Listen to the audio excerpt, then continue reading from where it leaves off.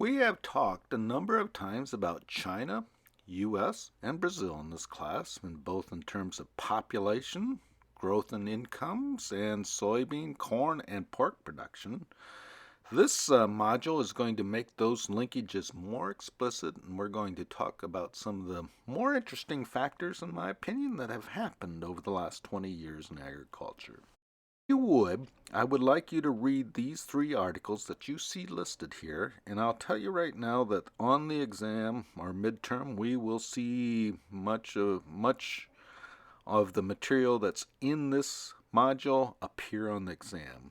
Again, there are three readings. The Economist, two from The Economist, The Empire of the Pig, a December 2014 article, and The Miracle of the Cerrado, another Economist article appearing in 2010. This is about Brazil and growth in soybeans and agriculture in Brazil. Finally, there's an article from the Nature Conservancy, an overview of the Brazil-China soybean trade and its strategic implications for conservation. Again, that's from the Nature Conservancy, and I would like you to focus on that article on pages 25 through 30. Much of the material in before that, pages 1 through 25, you've seen in one form or another in this class. So focus on 25 through 30, which deals with, again, more conservation issues.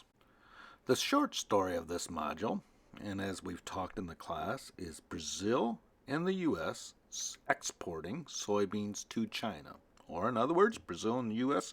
producing surpluses that their countries do not use and sending those to China. That's the short story, but now we're going to turn first to China and see why China needs additional soybeans. That story is told in the Economist article, The Empire of the Pig, and it revolves around pork. And as you read that article, you get the idea that pork is an important meat in the Chinese diet for a number of reasons. Why that is relates to Chinese culture, and various cultures differ and will have different foods that are important to that particular culture. For example, Argentinians eat a lot of beef. Why that is relates to their culture. They would be less inclined to eat pork than the Chinese. In any case, pork is an important meat in the Chinese diet, and more pork is being consumed in China, and there are a number of economic forces that are causing that consumption to occur. You see that increase in pork consumption in this graph, which I produced with our PSD online data that we have in our Compass directory and comes from the Foreign Ag Service. This is the PSD livestock CSV file, and I filtered that data on meat, swine. The country name was China, and the attribute name was domestic consumption. So you see here the estimates of the increase in Chinese pork consumption. Between 1975 to 2017, pork consumption in China grew by 5.3%. It's slowed a bit in recent times, 2.8% between 2008 and 2017. There have been a couple years where it has declined a bit, 2015 and 2016, but then increasing again in 2017. Those factors causing that growth are covered in Module 1.1, 1-1, so go back and review those factors. The first of those, at least according to Economist view, is that GDP per person has grown. We've seen GDP, gross domestic product, the economy grow. In 1960, that was $89 per person in China. That grew to $8,027 in 2015. So we've seen increases in economics and growth, and as a result of that, when we typically see that, we see changes in the diets. And typically what we see is less consumption of cereals and more consumption of meat. So in the Chinese case, we're seeing GDP growth, which allows more meat consumption. Why this is particularly important to agricultural production is two facts. First is simply the size of China.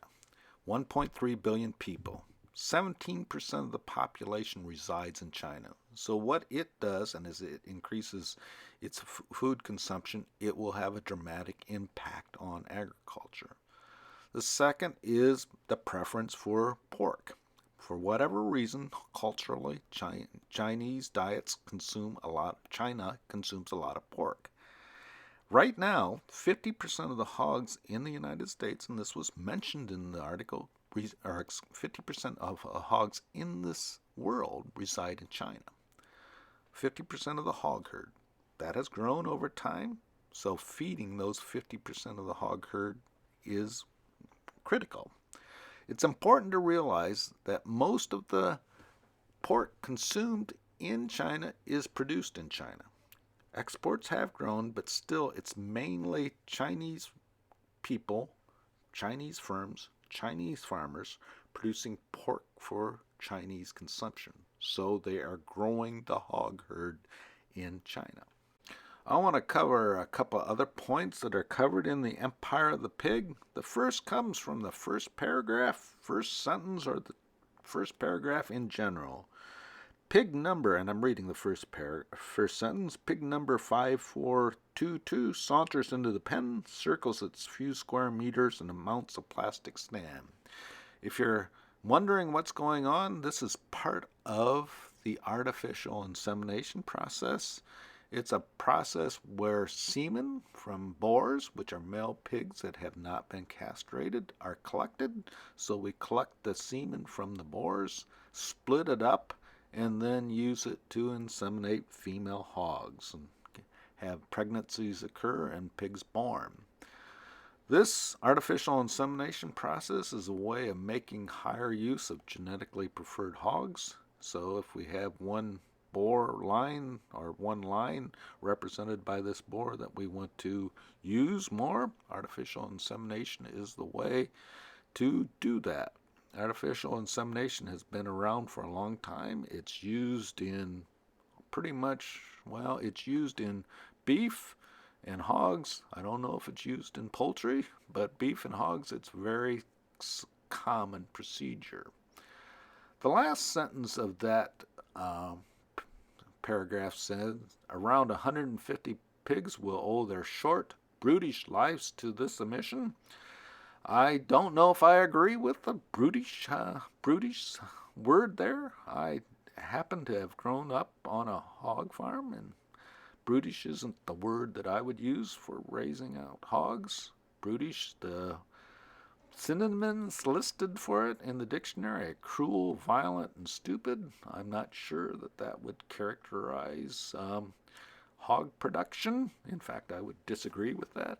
Hog production is, or the lives of the animals that are eventually butchered for pork is short, roughly 6 months in length, but brutish is probably not a word that I would characterize it by. Another point I would like to make related to this article is on page 3, and there you'll see this paragraph there. This comes from that Economist article, and it begins, even before the revolution of 1949, most people in China got only 3% of their annual caloric intake from meat. One point that I would like to make here is that China has had a very productive agriculture for a very long period of time. China has limited land base and it feeds a very large population. As a result of that, often livestock has not been meats have not been a large part of the diet. There was, however, a big event that happened in 1958 to 1962, and that was the Great Leap Forward. And this was a policy of Mao Zedong, Communist Party. And basically what they were trying to do is move from an agrarian society to a more socialist society, and a part of that process was the collectivization of agriculture. As a result of those policies, a great famine occurred in China, and many people died. that was obviously bad. One of the points that I would make here is that government policies related to agriculture, if they make too many changes and are poorly designed, can result in great suffering. If you look at famines in the world, they're almost always related to some outside event, some governmental war or governmental policies that result in that, not so much because of agricultural sorts of issues. Since the 1970s, we've seen liberalization in China, and its agriculture has been liberalized as well, and we've seen great increases in production. This paragraph comes from the fourth page of the PDF, and note that the Chinese eat so much pork that when its price goes up, the cost of other things rise as well.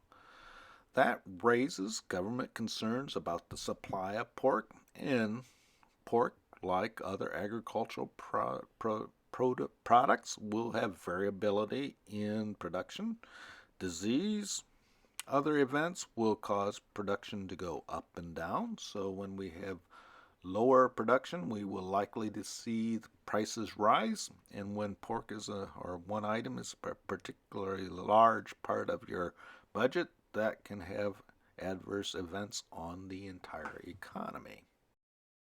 To control those price movements, the Chinese government established a pork reserve, and this is basically a counter-cyclical policy. The Chinese government will purchase hogs or pork when it's low, prices are low, and release pork when prices are high. It's supposed to stabilize the price of pork, smooth out the flows. One item to note about this: reserves of pork, other items, have trade implications, and other countries could view those pork reserves or reserves as trade distortions.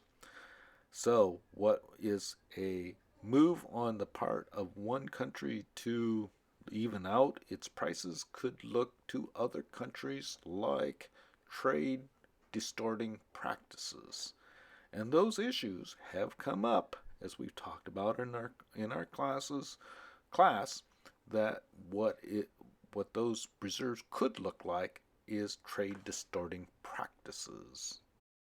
I would also like you to pay particular close attention to the pigging out section, which is the last section. This section talks about three issues that almost always arise when you have large livestock production. First is disease. As you increase the size of a herd or animals in the nation, the chances of disease outbreaks and large-scale events increase, and that leads to the use of drugs, antibiotics, which then raises concerns. Again, those you see almost all, you will see that related to agriculture across the world. The second one of those is manure, and here we're seeing large increases in livestock production in China. That obviously results in more manure production.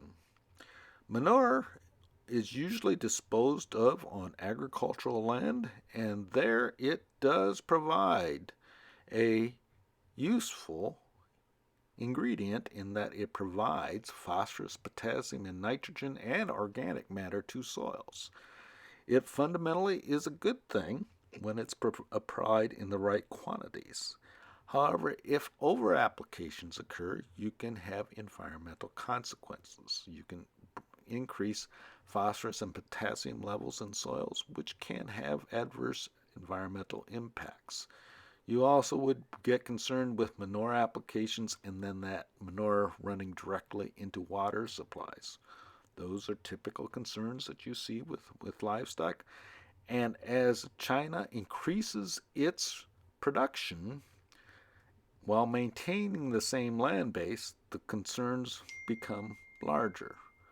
Finally, methane gas, and this is one of the items that has been listed before. Increases in methane gas, leading to more greenhouse gases and climate change. So this is a concern that you also often see with livestock agriculture. So let's summarize the article here. Pork is being consumed in ever increasing quantities in China. More individuals are eating pork in China. It's no longer just a delicacy or something that the elite can eat. It's a general consumption good. To provide that product, we've seen the evolution of commercial agriculture in both China. They have increased pork consumption, increased the size of hog farms, and we've seen the increase in soybean production elsewhere. So here's a question.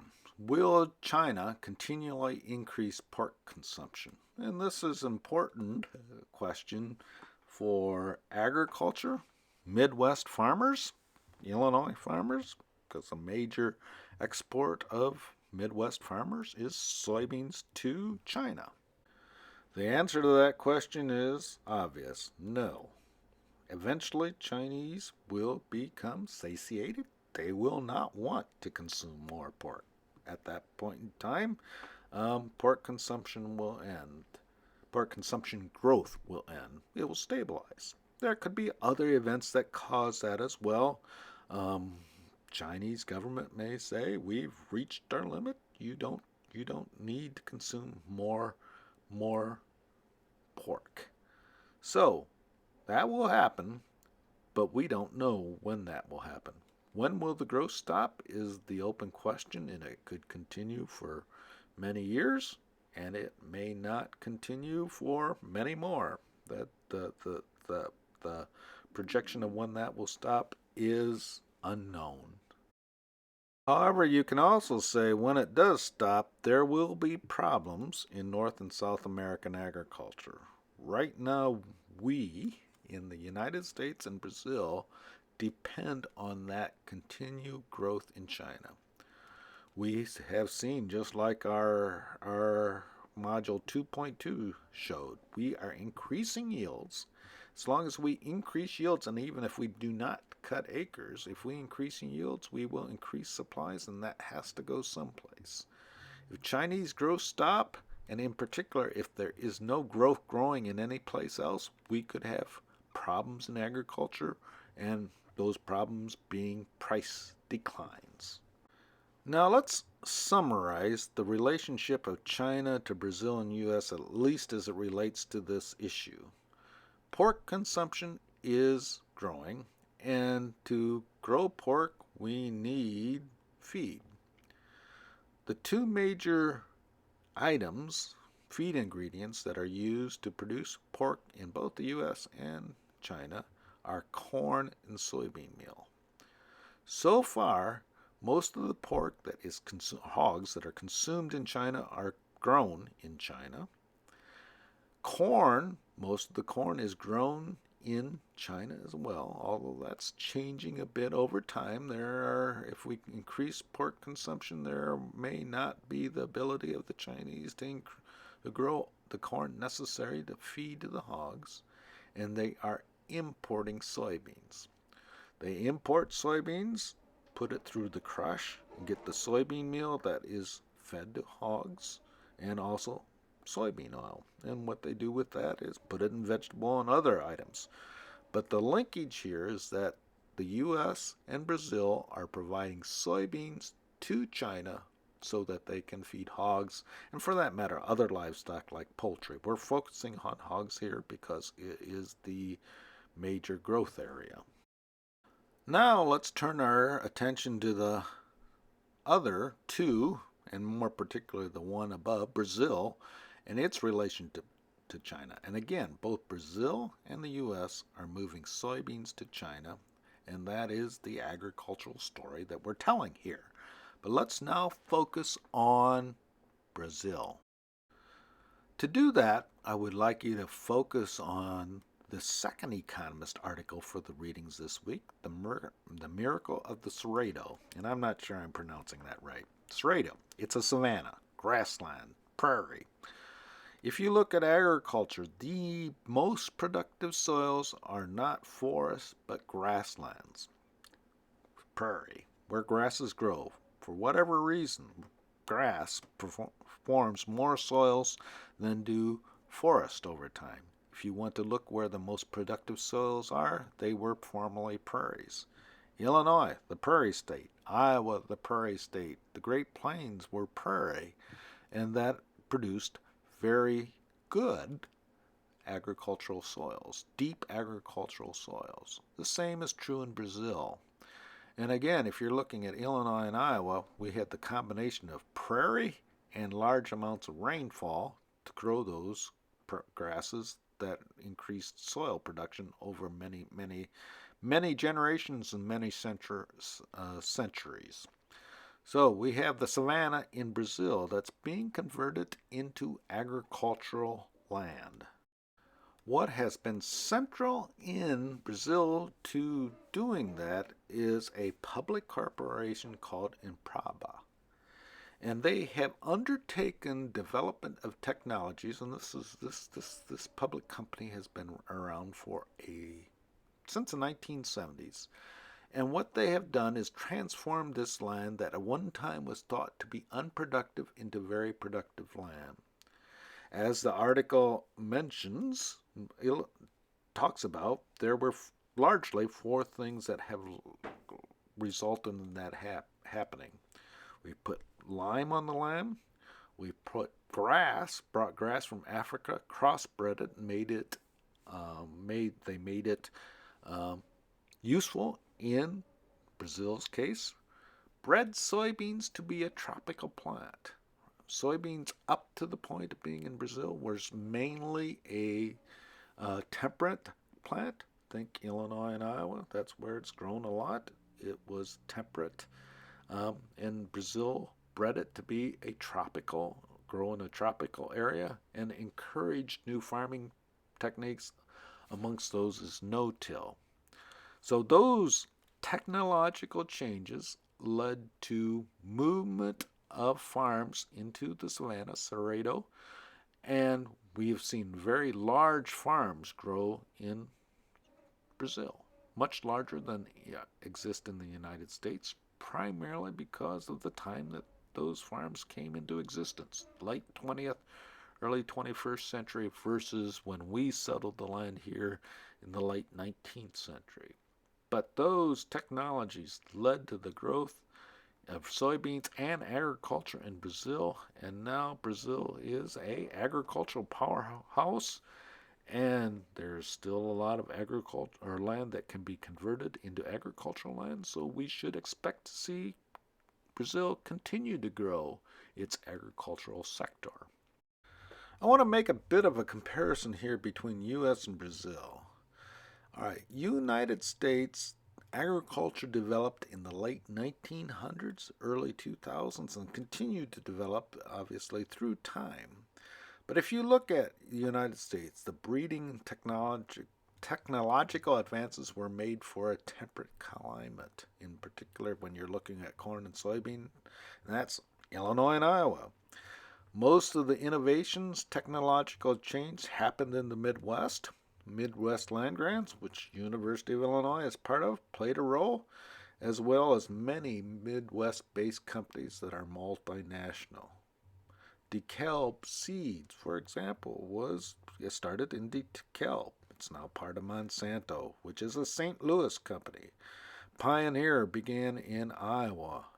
It's now part of DuPont. John Deere, Quad Cities. Case IH had plants in the Quad Cities. Many of the agriculture companies had their roots in the Midwest, and their first focus was in producing crops and technologies that worked in the Midwest temperate climate. Brazil began those methods or began those technological changes later, and 30 years later, and those are now bearing fruit And we now have tropical production of many, many crops, and soybean being the prime example of that. Let's go through the numbers of that. And we've seen these. We've gone over these in class, so I would refer you back to the lecture notes for those classes. But just let's cover those quickly. Production of soybeans and imports of soybeans. Production is growing in both North and South America, U.S. and Brazil. You see that in figure 1 there. Brazil has caught up and it did catch up with the United States. Now is lagging a little bit, but there's no reason to believe that it won't catch up and surpass the United States in the future. Figure 4 there listed in the bottom. China is importing more soybeans. Obviously, those are going into livestock production, with a large amount of those going into feeding swine for pork. Who are providing those soybeans to China? Brazil and the United States. This map, which does come from the Economist article, shows you where soybean production is growing in Brazil. It's primarily in those orange areas, the Savannah or Cerrado areas, and you can see that Mato Grosso is one of the larger areas where that is growing.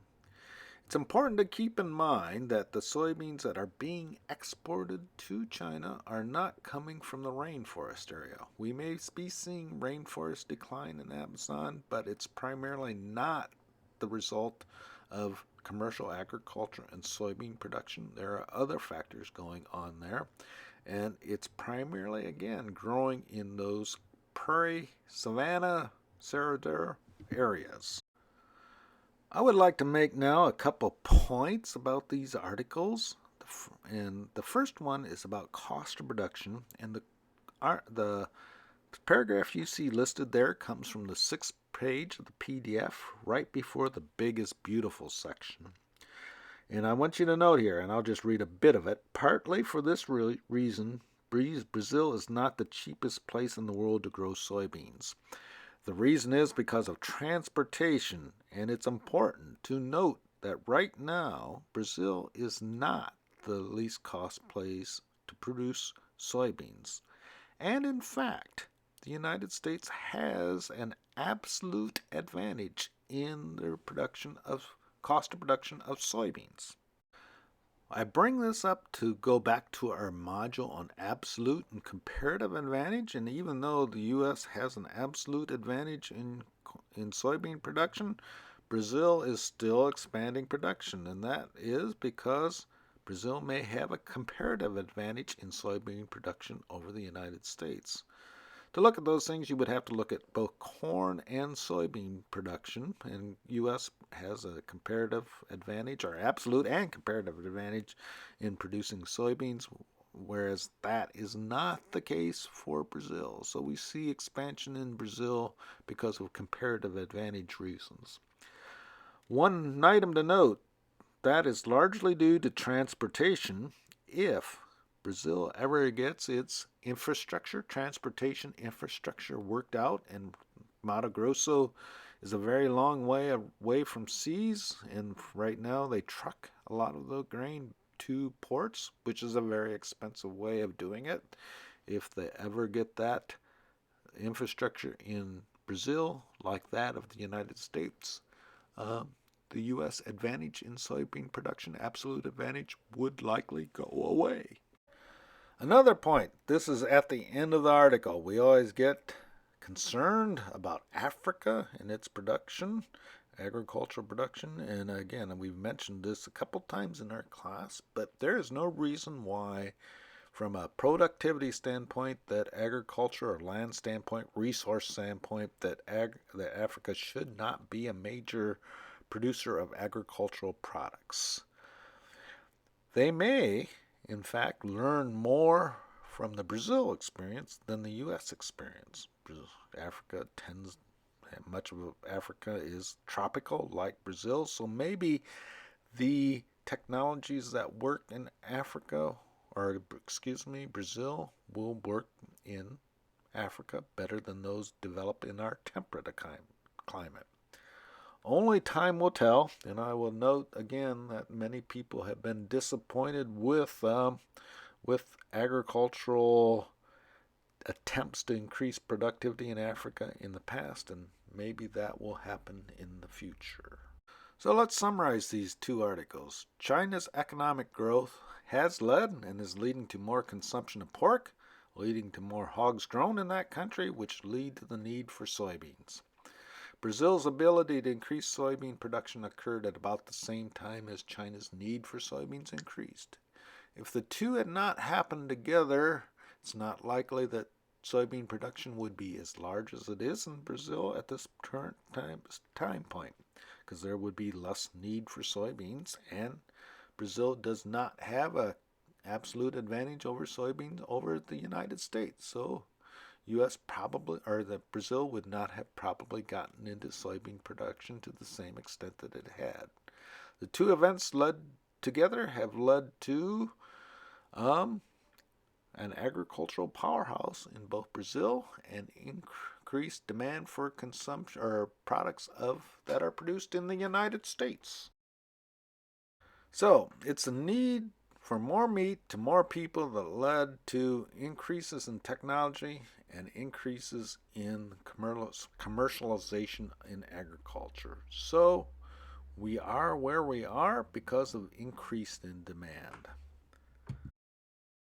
Which leads to our third article by the Nature Conservancy, and I would really like you to focus on pages 25 through 30 in that article. And the material before that, you can read it, but we've covered the growth in soybean production in Brazil before. This article is primarily concerned with the growth in soybeans and what should be done by the Nature Conservancy. And Nature Conservancy is a group that's concerned about the environment. What can be done to ensure that the environment is protected? Again, what we are seeing is growth in agricultural production, growth in acres under production, and if you're looking at that, they make 3 points. Expansion will happen in Mato Grosso. EU certification strategy has limited appeal. And here, they're making, Nature Conservancy is looking at the increase in production in Brazil, saying it's probably going to happen in Mato Grosso. No one's likely to argue with that. And one of the items that they thought about as a way of increasing environmental concerns in Brazil is to have a EU certification of conservation practices. Well, EU is not a growing market for Brazil. China is. So if the EU implemented those, it's not that major of a concern to Brazil, or for that matter, the United States at this point in time.